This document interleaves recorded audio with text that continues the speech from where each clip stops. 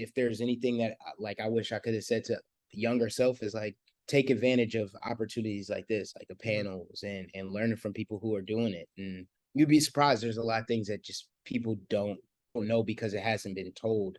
Mm. Because I've done like so many different showcases and stuff coming up Yeah. that like people would skip sound check, and then when the mic squeaks or whatever, it's like, yeah, because you can't go over there because the mic is going to hit the speaker. But if you went to sound check and you like walked around, test the different Yeah. areas, you would know that. There's people who Right. don't know what an EPK is. There's people who don't know the proper way to reach out. There's people who don't know that they can just pull up to a venue and talk to somebody. Being able to give as much advice or expertise to people out there that are starting on their journey. And I'm excited about that because I know this shit is hard. Yeah, for sure. It's very hard. So yeah, I just want to be able to help